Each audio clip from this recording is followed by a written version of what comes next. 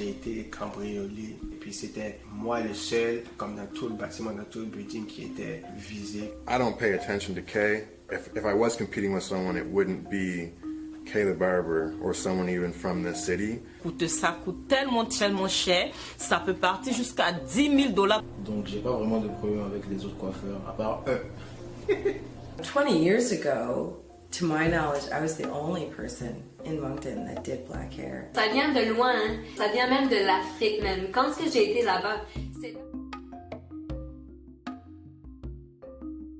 Historically, hair and hairdressing has always been an important role in African societies. Hairdos have been often considered as means of self-expression. Afro hair has had an important role in the struggles of Black people. In the 1950s, with the Black is Beautiful movement up until the nappy hair movement of the 2010s. On this Black History Month, we are in Moncton, NB, to discover the people behind hair and hairdressing.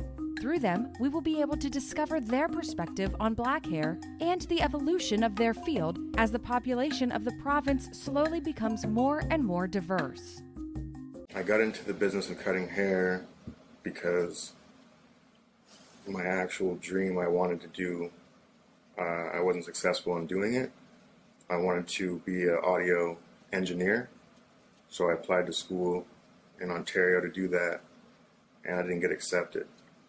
And the kind of person I am is I don't really believe in failure. I believe in you can do anything you put your mind to. So I called the school, asked them what I needed to do to get into the next semester or the next year, and they told me I had to go to school for anything else and then send the transcripts. So the first thing I saw that I could finish within a year was barber school. So I did that just to get the marks. It wasn't something that I planned on doing. It just kind of happened, I guess. Comment est-ce que je suis entré dans la coiffure? Un peu grâce à ma maman. Donc, juste avant que je n'arrive ici au Canada, elle m'a comme conseillé d'aller apprendre quelque chose de pratique pour, on va dire, entre guillemets, les mauvais jours, si jamais les choses ne se passaient pas comme on le pensait. Donc, c'est ce que j'ai fait. L'idée de Maria Hair Design est venue au moment où j'avais la tête rasée. Je me suis dit, ah, mais Maria, qu'est-ce que tu vas faire de ta vie? Et puis, je me disais, moi, c'est designer les cheveux, c'est faire les gens beaucoup plus frais, faire les gens beaucoup plus stylés. Donc, Maria quoi? Maria Hair Design. Et puis c'est là l'inspiration est venue. Et puis mon histoire s'est continuée ensuite. Dans la vie de Moncton, on retrouve vraiment assez d'Africaines et assez de femmes noires aussi. Et en général, les femmes noires, on a l'habitude de porter des perruques, des extensions. C'est quelque part considéré au fait comme des coiffures protectrices pour nous. Et à Moncton, il n'y a vraiment pas une place où on pouvait trouver au fait des extensions ou des perruques. On commandait toutes en ligne, y compris moi. Du coup, en tant qu'entrepreneur, je me suis dit pourquoi pas. C'est vraiment une bonne idée de business à lancer à Moncton. Quelque part, le besoin était là, le marché était là aussi. Donc l'idée m'est venue de là. Donc c'est à partir de là vraiment que je me suis lancée dans la coiffure. Native of Africa or from Canada, black hair has a particular meaning for each of these protagonists. Pourquoi je porte des locks? C'est parce que pour moi c'est une manière d'affirmer, de montrer que je suis fier de mes cheveux, de montrer ce que mes cheveux peuvent faire, de les garder le plus naturel possible sans vraiment utiliser de produits chimiques et tout ça pour les rendre beaux. On m'a toujours dit que les locks ça faisait gangster, ça faisait bandit, ça faisait personne pas sérieuse, mais ça a été quelque chose qui m'a poussé à montrer aux autres que même en portant des cheveux comme ça, comme cette coiffure des locks, on est capable d'achever des grandes choses. Grâce à mon travail et à mon acharnement, je peux être comme un exemple d'une personne qui porte des locks et qui se comporte bien dans la société, qui achève de bonnes choses, on va dire. Alors, quand j'étais plus petite, j'avais les cheveux défrisés parce que mes cheveux étaient tout simplement trop difficiles à entretenir, à peigner. Du coup, ma mère a préféré les défriser et on faisait souvent des tresses avec des rallonges pour mieux les entretenir, pour que ce soit plus facile pour aller à l'école, pour me coiffer tout simplement. Moi, je préférais franchement mes cheveux quand ils étaient défrisés parce que je les trouvais plus longs, plus beaux. Puis vous savez, quand on est petite, on regarde beaucoup la télé, puis on veut faire comme ce qu'on voit à la télé. Hein. On voyait beaucoup de cheveux lisses, longs et tout, puis c'est ce qu'on voulait avoir tout simplement. En classe de 3e, la directrice de l'école nous a décidé de nous couper les cheveux. Et à partir de ce moment-là, j'ai commencé à laisser pousser mes cheveux. Et je pense qu'en ce moment, c'est la mode de l'afro en fait. Donc à l'école, toutes les jeunes qui ont des cheveux afro, comme on touffe. Du coup, depuis lors, j'ai que mes cheveux afro et puis je vis avec ça. Je préfère en fait les cheveux afro, disons maintenant, par rapport aux cheveux défrisés. I love hair. I love this whole industry. I love the beauty industry. But I love the diversity of hair.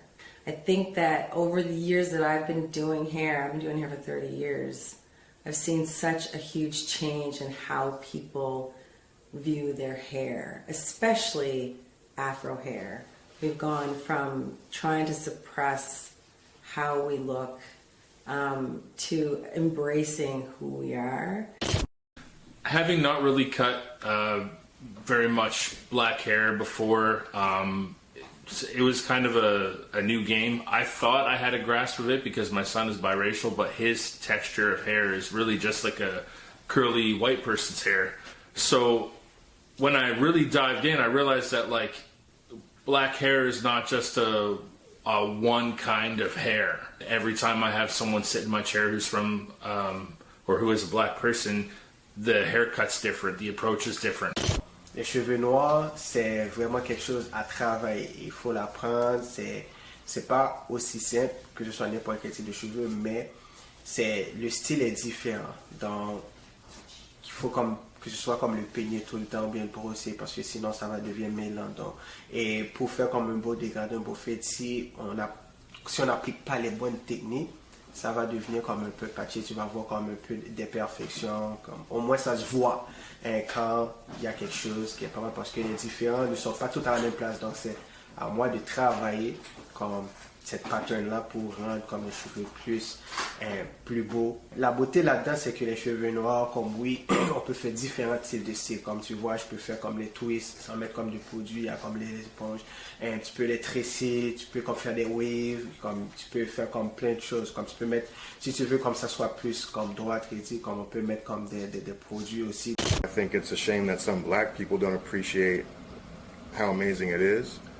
And I think there's a lot of Caucasian people or straight textured hair people that wish they had, Afro textured hair. There's so many things you can do with it, so many styles you can rock, so many haircuts you can get. I grew up in Nova Scotia in a place called Annapolis Valley, so I was always the only black person amongst all Caucasians. So I wanted my hair to be straight. I wanted it to blow in the wind, and it wasn't doing any of those things. So it wasn't until I was probably in grade 7 that I really fell in love with my hair. And that was the first time that I started dreadlocks. We often wonder why Black women most often opt for wigs or extensions that do not reflect the texture of Black hair. We wonder if it is the result of historical stigma or just a history of preferences. Je pense qu'à l'époque, et même toujours aujourd'hui, dans une certaine mesure, certaines télévisions, certaines communautés, on veut nous faire croire que la femme qui est belle, c'est celle-là qui a les cheveux défrisés, en fait, et lisses. Peut-être c'est pas fait exprès, je ne dis pas qu'il y a un complot, je ne suis pas là-dedans. Je dis juste que les programmes télévisés auxquels on a été exposés étant plus jeunes et dans lesquels nous sommes exposés actuellement peuvent jouer un rôle vraiment majeur dans cela parce que ce à quoi on est exposé toute la journée, ce qu'on voit, ce qu'on vit, ça peut facilement impacter sur nos croyances et notre façon de vivre. En tant que femme noire, depuis déjà l'enfance, on te fait des coiffures, des nattes, des tresses. Donc, quelque part, tout ça, c'est vraiment pour protéger tes cheveux, c'est vraiment aider aussi à la pousse des cheveux. Mais arrivé à un certain âge aussi, plus on grandit, plus on commence à s'intéresser à des perruques, à plein de choses. Personnellement, ça ne me dérange pas d'avoir des cheveux crépus. Le fait, par exemple, de porter ces extensions, ce n'est pas parce que je pense que c'est beaucoup plus joli que mes cheveux crépus, pas du tout. Et il y a le côté aussi où, en tant que africaines, on aime beaucoup vraiment changer de coiffure. Ça fait partie aussi de notre culture de changer de coiffure, d'avoir des cheveux longs, des cheveux courts, des cheveux lisses, des cheveux bouclés, des cheveux afro. Ça fait partie de notre culture. Quelque part, ça me dérange pas aussi de porter des perruques, même afro, qui représentent mes propres cheveux. On va retrouver par exemple plusieurs femmes qui vont porter au fait des perruques afro. Il y a beaucoup de personnes qui vont dire, ah mais comme déjà elle a déjà des cheveux afro, donc pourquoi au fait elle porte encore une perruque afro? Ça n'a pas de sens. Mais il faut savoir que tu peux avoir des perruques afro qui ont assez de volume que tes cheveux n'ont pas. Donc quelque part, moi, pour moi-même, j'admire beaucoup ces femmes parce que c'est en mode, oui, j'aime tellement ma culture, j'aime tellement mes cheveux que, oui, mes cheveux sont pas vraiment, représentent pas ce que je veux, donc je m'en vais avec une perruque afro. I think it's everyone's personal preference, however you want to wear your hair is kind of your decision. Also, over the years with some hair services that people have suffered hair loss, some people need to wear wigs because of that. I'm glad that there is that option for those people that need some hair adornments or extensions or weaves or wigs. Disons que je préfère le cheveu afro par rapport aux cheveux défrisés parce que moi particulièrement mes cheveux sont très fins. Alors quand j'ai les cheveux afro, ça ne se sent pas vraiment parce que les cheveux afro ont du volume naturellement. Et aussi on sait que les produits défrisants, puisqu'ils contiennent de la soude, ils sont pas très bons pour le cuir chevelu. Du coup, pour éviter des maladies, pour éviter les risques de brûlure, parce que ça brûle aussi le cuir chevelu. Pour éviter tout ça, disons, je préfère mieux le cheveu afro aux cheveux défrisés. Entretenir les cheveux africains demande beaucoup de discipline, pour ne pas dire tout simplement une routine. Des produits en particulier et beaucoup d'amour, je dirais. Quand j'ai commencé ici, je travaillais 7 jours sur 7. Du lundi au lundi, de 10h à 22h. Et la plupart du temps, quand mes journées étaient vraiment remplies, je ne prenais pas de pause. C'était vraiment, les clients étaient back to back, l'un après l'autre. Ça ne me permettait pas vraiment de voir mes amis, ou voir ma famille, ou parler à mes parents. Mes parents sont beaucoup plats, je ne les appelle pas, je ne réponds pas au téléphone. Parce que vraiment, je donnais vraiment comme 90% de mon temps à la coiffure. C'est un métier qui prend, contrairement à ce que les gens pensent, beaucoup de concentration en fait. En tout cas pour moi. J'ai besoin de beaucoup de concentration, donc ça puise beaucoup d'énergie via mon cerveau. Donc qui dit travail du cerveau, dit, on va dire travail général. De plus, on reste debout. Il faut bien se nourrir, il faut bien dormir, il faut dormir suffisamment, sinon on est fatigué. Et ça prend de toujours se mettre à niveau en fait. On va dire, moi je suis quelqu'un qui va beaucoup continuer à regarder des vidéos d'autres coiffeurs. Ça prend ça également pour continuer à innover, pour rester vraiment à jour, pour ne pas se rouiller en fait. Parce que c'est quelque chose, facilement on entre dans la routine et on pense qu'on connaît et pourtant on est en train peut-être de régresser.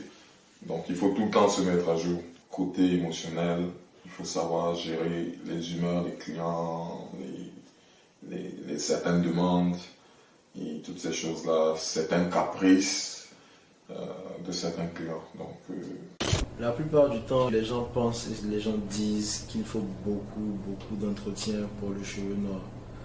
Ça dépend des perspectives. Selon moi, le cheveu noir n'a pas vraiment d'autant d'entretien qu'on le laisse penser. Tout ce qu'on va faire entrer dans notre corps, ça impacte notre corps d'une manière ou d'une autre. Donc si tu manges des aliments pour toi qui ne sont pas bons, qui sont au détriment de tes cheveux, qui déshydratent ton corps, obligatoirement tes cheveux seront déshydratés. Tout ce que tu dois faire en gros, tout ce qu'on doit faire pour garder nos cheveux en bonne santé, c'est d'abord bien se nourrir, d'abord pour garder l'hydratation de nos cheveux et ensuite avoir recours au moins possible de produits chimiques. In a growing province where there are more and more black people, the struggle for a black person to find a hairdresser is not an easy task due to the lack of education in colleges and training centers. 20 years ago, to my knowledge, I was the only person in Moncton that did black hair. I used to have clients come to me that were referred by other hairstylists whom I didn't even know who they were, so I wasn't even aware that people knew that I was the go-to person for black hair. So 20 years doesn't seem that long ago, but yeah, it has changed dramatically in the last 5 years, especially, in that there are other stylists in the city that do manage black hair. I think it's fantastic. I'm very thankful that there are more black barbers in the city, and I do tend to refer clients to them. My schedule is pretty full, so I do appreciate that there's someone I can forward some people to. Maria Hair Design est un salon multiculturel, donc comme vous savez, cheveux asiatiques, cheveux africains, cheveux caucasiens, cheveux pour les femmes du Moyen-Orient. Je fais tout le type de cheveux dans le monde. Et puis c'est comme ça mon nom s'est répandu parce que souvent, il y a ces femmes-là qui arrivent et puis ils ont besoin des services. Et puis je suis en mesure de lui offrir le service à la hauteur de leurs désirs. Ma passion pour les cheveux multiculturels, ça vient de loin, hein? Ça vient même de l'Afrique même. Quand j'ai été là-bas, c'est là que les savants m'ont montré comment faire. Ils m'ont montré, ils ont pris le temps, ils ont fait bien pour moi. Ensuite de ça, j'ai pris tous ces outils-là qu'ils m'ont montré puis j'ai apporté au Canada parce qu'au Canada ici, la demande est grande et puis il y a personne, il y a pas caucasienne qui sait comment travailler avec les cheveux africains parce qu'il n'y a pas de cours donnés pour leur type de cheveux. Je pense que ce qui pourrait régler le problème de manque de services chez les Africains, c'est que les Africains même s'en mêlent. Il n'y a pas mieux qu'elles pour venir nous montrer à nous, les Canadiens, comment faire, parce qu'on a besoin d'elles. Hein. One of the things that I really think should change within the barbering industry is a greater emphasis on the different hair types, and specifically the black hair type. I think someone should be able to go write their barber test. They should be able to sit a person in the chair who has a black hair type, complete that cut, and that should be as acceptable an entry point as any type of haircut. I think we need to modernize that aspect of the barbering industry 1,000%. When you go to school, you get a mannequin head, you get two of them, and they both have straight textured hair. But there is mannequins out there that have afro textured hair. So I think at least they should provide you with two of those so you can practice on those. And I think there should be, whether it's a black barber or just someone who specializes in cutting afro textured hair, to come in there for maybe a day or a week and show a few tips and techniques to those students. When I was in school, I was the only black barber, and when I did my final exam, it was the first time that they had to mark a haircut with afro textured hair. So they didn't even really know how to mark it because they'd never seen it in their exam room before. So I think if they saw more of it and they knew more, barbers that specialize in afro textured hair, maybe they would incorporate it in their program. I wouldn't say I was the first person to cut black afro textured hair. However, I was the first to open up a black-owned barbershop. My personal take on the barbering industry as a whole, like anything, it's not perfect, but I'm new to it, so I'm learning it. That's another thing where I see imperfections. It could just be blind spots in my own experience. I could be oblivious to things. But from my experience so far, one of the things I love about the barbering industry is that people are intentional about being helpful and not extremely competitive. I love the idea that you can form community through barbering. And I love the idea that barbering is a good opportunity for someone, in the information age to be able to create a personal brand through who they are and what they do. Like with Clarkins, he's created My Man Barber, and every time somebody leaves the shop, it's my man, He's got that brand that is permeating through. For me, it's the Faded Fam, hashtag Faded Fam. I'm always like, what's up, fam? And we create a family environment around that. So I love that component of the industry. Quand j'ouvrais la boutique, ma cliente cible c'était des femmes noires parce que c'est comme j'ai dit, c'est des personnes qui portent assez plus des extensions que des personnes caucasiennes. Mais depuis l'ouverture de ma boutique, je me suis rendu compte que pas du tout. C'est même au fait une campagne qu'on doit lancer bientôt parce qu'on s'est rendu compte que la population caucasienne aussi en porte, que ce soit de façon esthétique, mais il y a des personnes par exemple qui ont des problèmes liés à la perte de cheveux comme le cancer ou plein de maladies vraiment liées à la perte de cheveux qui portent aussi des extensions. Donc, je me suis rendu compte que ce n'était pas forcément seulement des Noirs qui portaient des perruques. Non, on a aussi des personnes caucasiennes qui en portent. Il y a beaucoup plus d'Africains qui arrivent ici au Nouveau-Brunswick et particulièrement à Moncton. Il y avait 2 barbiers avant, on va dire pour 200 Noirs, c'est un exemple.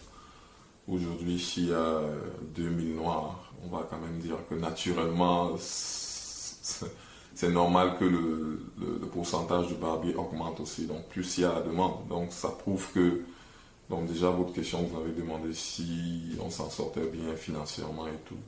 Oui, parce qu'il y a de la demande. Il y a vraiment de la demande. Il y a des Noirs qui sont là, qui demandent à se faire couper les cheveux, tout simplement, en fait. Increasingly attractive market with healthy competition for some and conflict for others. Ce qui me différencie des autres, ce serait essentiellement le fait que je suis multitâche.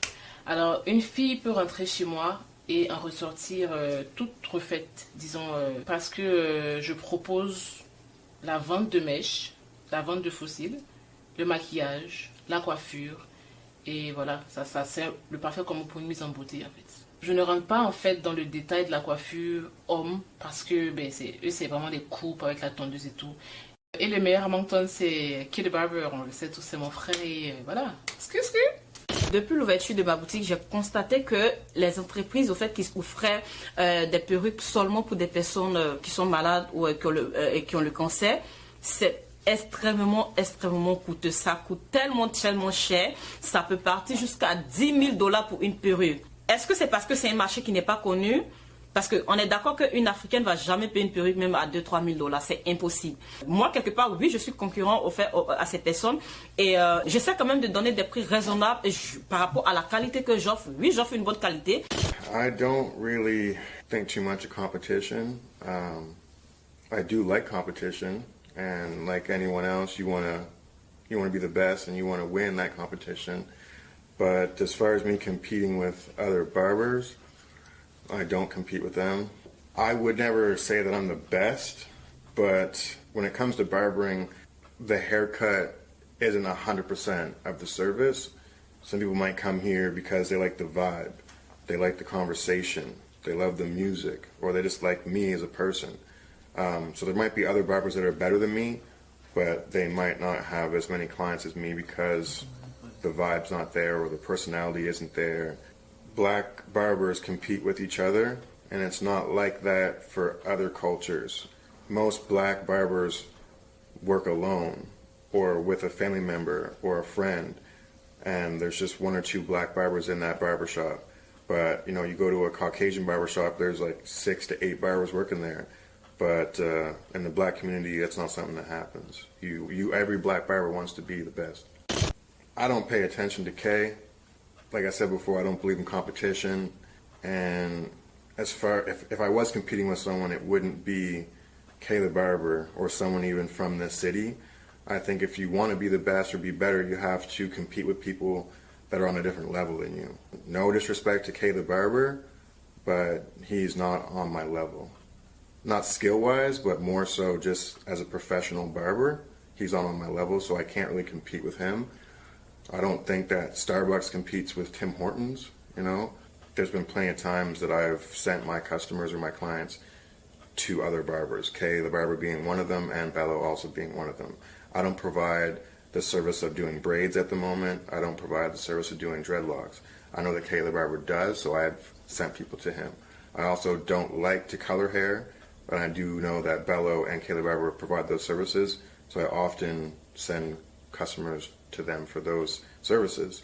I'm not afraid of losing a client or a customer to them because you don't own your clients. They can go anywhere that they please. Like I said, I try to just come to work, do what I gotta do, and then go home and relax because I'm tired. But I would never want to bring another man down. You know, it doesn't make me look better by bringing another man down.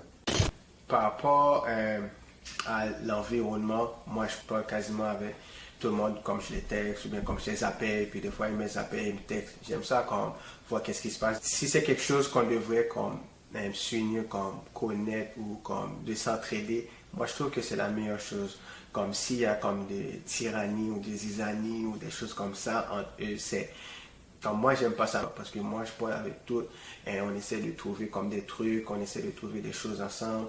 Mais c'est la communauté qu'on veut grandir, c'est l'industrie qu'on veut grandir. Donc, s'il y a des coiffeurs qui regardent aujourd'hui puis qui ne s'aiment pas ou qui essaient de voir comme c'est quoi le problème puis mettre comme une solution puis mettre ça de côté puis essayer d'avancer parce qu'on est un seul.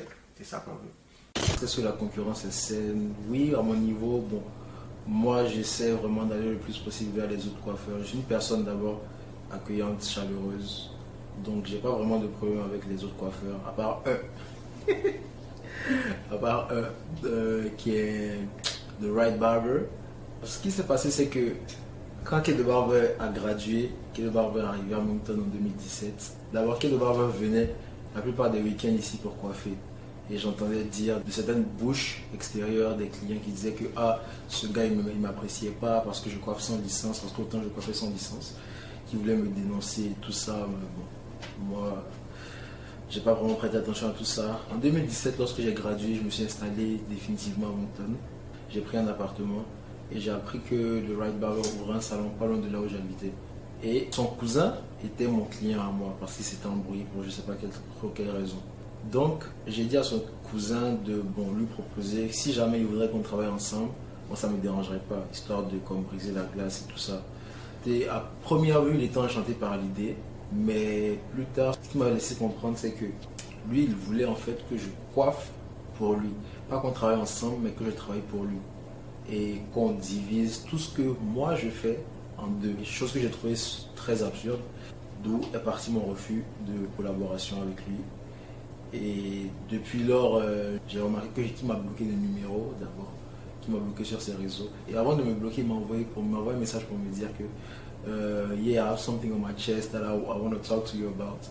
Et quand j'ai essayé de répondre, when are you trying to meet to talk about it, j'ai plus jamais eu de réponse jusqu'à aujourd'hui. Alors c'est un peu ça l'histoire avec The Right Barber pour ceux qui se demandaient. Moi personnellement, j'ai pas vraiment de problème avec lui. Les gens aiment le drama. Ça les amuse. Donc, selon moi, c'est très possible, disons à 90%, que beaucoup de clients soient la source de ces mésentendus-là. C'est-à-dire que tel coiffeur raconte ça sur l'autre.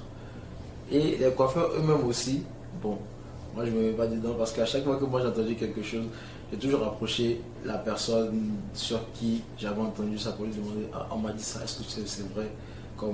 Pour pas qu'il y ait de malentendus en fait. Donc bon, ouais. Selon moi, les clients vous y êtes pour beaucoup quand même. Et les coiffeurs aussi, vous y sont pour beaucoup. Je sais qu'il y a beaucoup de personnes qui ne vont pas être d'accord, mais nous-mêmes, entre propriétaires noirs, on ne se soutient pas. Pourquoi je dis ça? Parce qu'à Moncton, on retrouve beaucoup de, que ce soit des coiffeurs pour des hommes ou pour des femmes, mais la concurrence tout simplement n'est pas saine. Directement, dès qu'on entend concurrent, on entend ennemi au fait. Pourtant, normalement, ce n'est pas ton ennemi.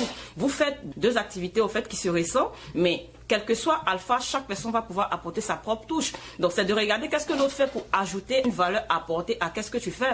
Mais pas forcément voir la personne comme ton ennemi, la dénigrer, salir son image. Pour moi, ça, c'est pas de la concurrence saine. Comme j'ai été cambriolé, la date exacte, c'était le 26 décembre. Comme je suis venu ici le 28, puis tout était comme parti. C'était grand. Puis c'était une des choses que je comprenais pas comme pourquoi ça arrivait, puis je pensais pas que ça allait arriver. Puis ça m'avait tellement, puis ça a choqué parce que le nombre d'efforts, le nombre de travail que j'ai mis en arrière, tout ce que j'ai fait pour arriver jusqu'ici, puis un jour, quelqu'un est venu comme cambriolé, puis volé, puis c'était moi le seul, comme dans tout le bâtiment, dans tout le building qui était visé, puis je sais pas la raison aujourd'hui. Comme oui, on a vu comme le visage comme de la personne, puis tout ça, je le connais pas. Puis ça m'avait vraiment fait mal, oui, comme j'ai pleuré comme un petit peu, parce que tout le travail que tu as vu que tu as fait, puis comme quelqu'un juste d'un seul coup a tout pris.